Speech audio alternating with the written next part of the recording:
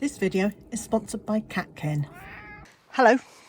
In this video I'm going to explore some of the small changes that we can make in our garden that won't create a whole load of extra work, but that will have a really positive impact.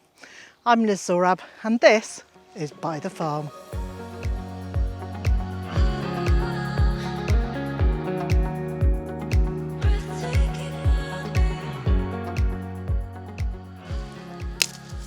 Most days, although not every day, I come up to the garden not to do anything, but just to get a breath of fresh air and to get out of the house. And it has to be a fairly wet and windy day for me to not come out, at least for a few minutes. And so the change I'm going to make this year is that each time I come out, I'm going to make sure I just pick up a trowel and I take out one perennial weed.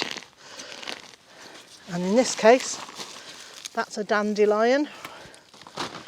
And while I'm here, and this is what I'm hoping will happen, is while I'm here, I will just pick out a few more weeds as well. And this way, I should get on top of most of the weeds in the garden, she says, hopefully, before the middle of spring.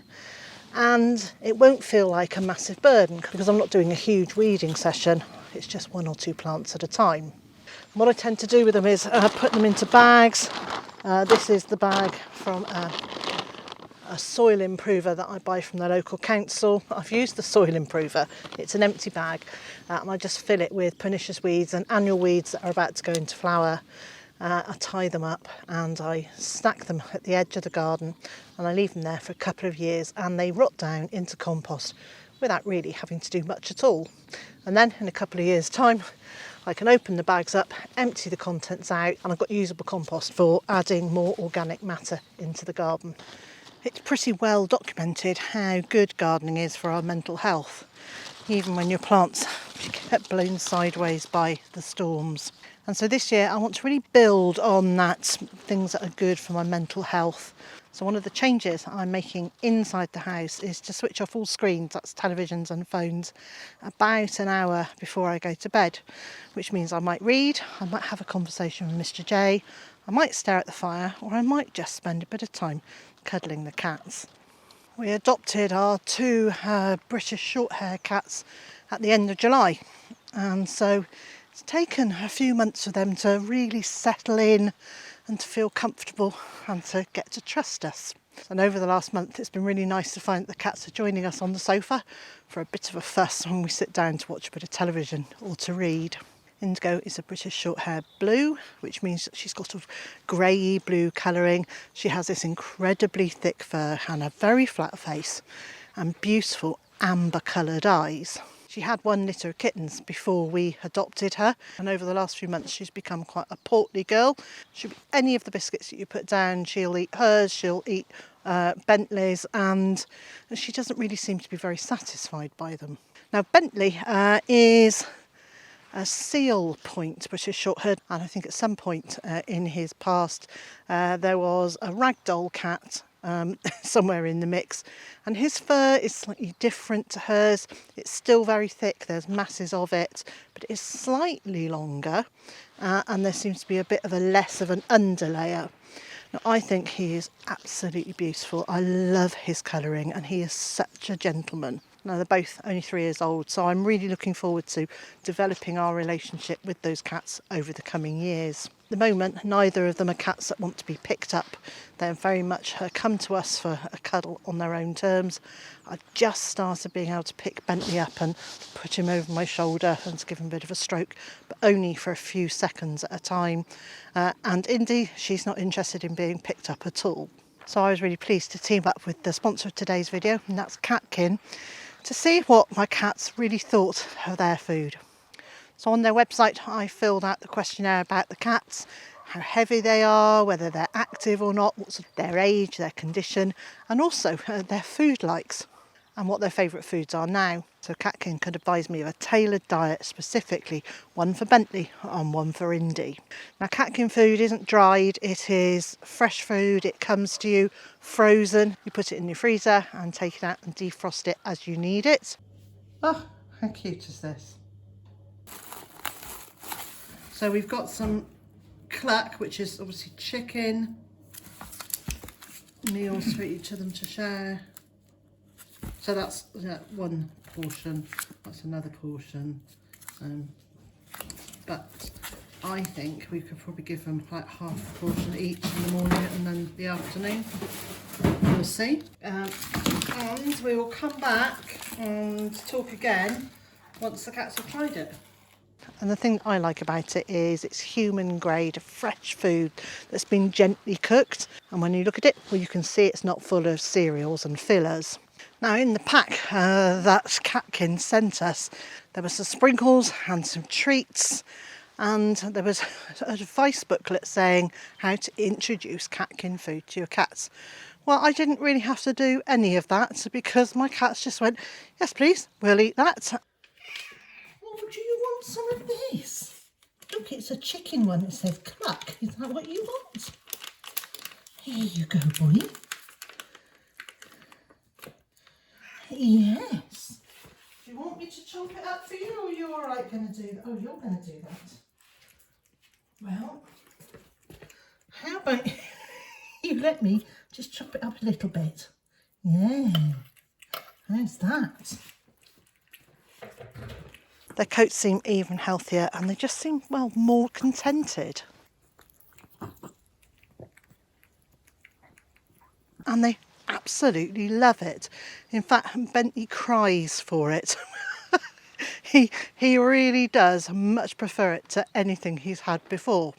And if you want to find out if your cats like Katkin as much as Bentley and Indie do, you can use the discount code Liz50 to get 50% off your first order. I'll leave a link on the screen and in the video description. Use that link, fill in all your cat's details just like I did with Bentley and Indie, and then Katkin can create a package of food especially for your cats.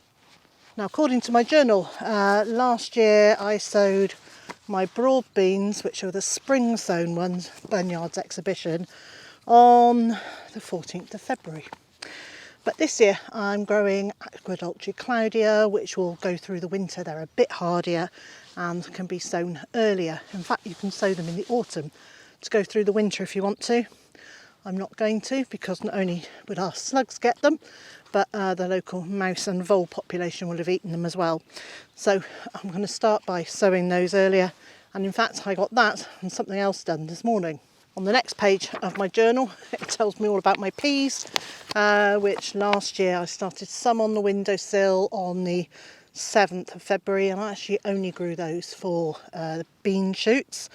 And I grew some Jessie dwarf peas to plant out into the garden behind me, and I sowed those the third week in March. Well, this year I'm actually going to grow some in the polytunnel, planted into the polytunnel, so I can sow them much earlier, and I got those done today as well. I'm really pleased to be able to use some more recycled materials. I've got a piece of guttering that we found when we were clearing up the front garden the other day.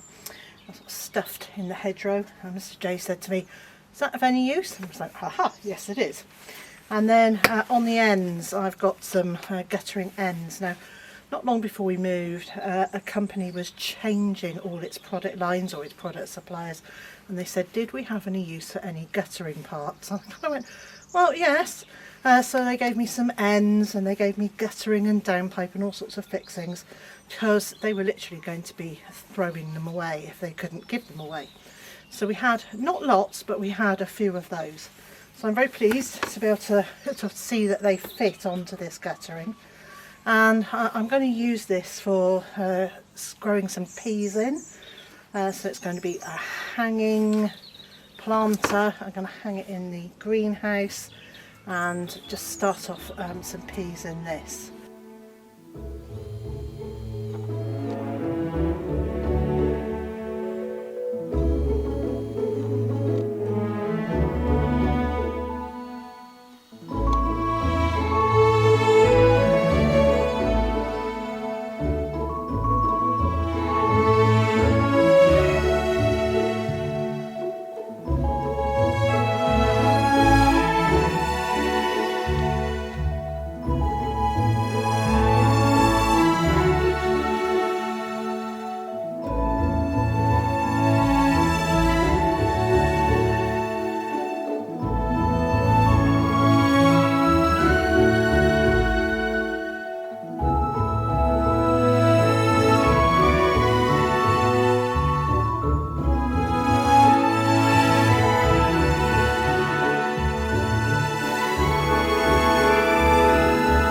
So the pea that I'm sowing today is a Jessie dwarf pea. These are seeds that I collected last October from our harvest last October.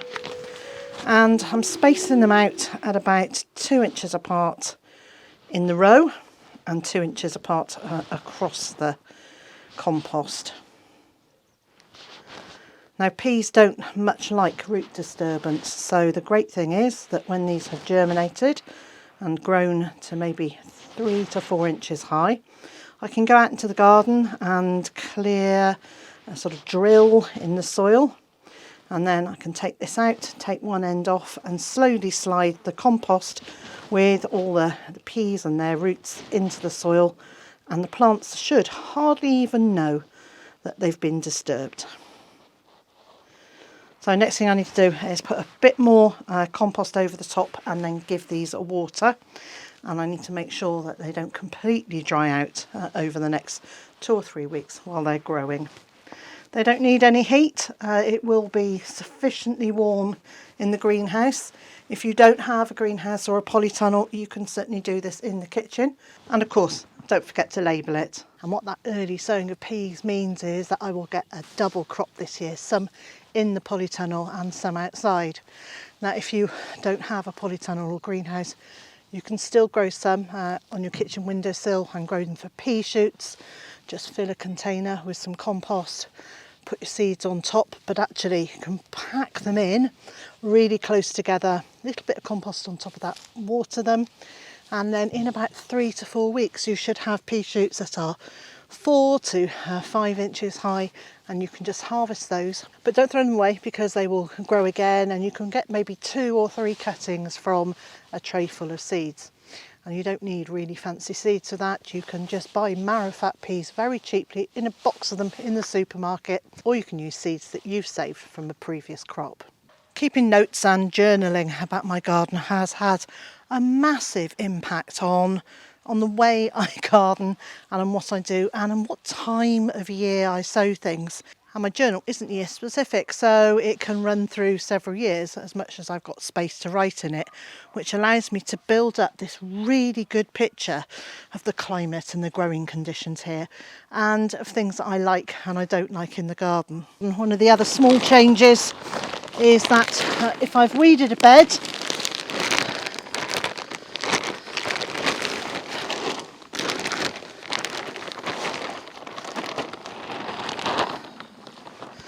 I'm going to try and make sure that I apply a mulch pretty soon, if not immediately, after I've weeded. This will reduce the number of weed seeds that germinate and will help feed the soil. That looks great. So you actually only need to do a couple of inches of mulch to really do a massive amount of good. I've added a bit more than that because I'm trying to fill up these beds to make them a bit deeper, which will give me more space for root vegetables. And so this year my approach to the garden is very definitely going to be little and often, making those small changes, making small actions, and then over the year they will build up to have this really big impact on the garden. If you want to see some of the other garden tasks you can do, I'll leave a link on the screen and also in the video description. Just click on that link and it'll take you straight through to the video.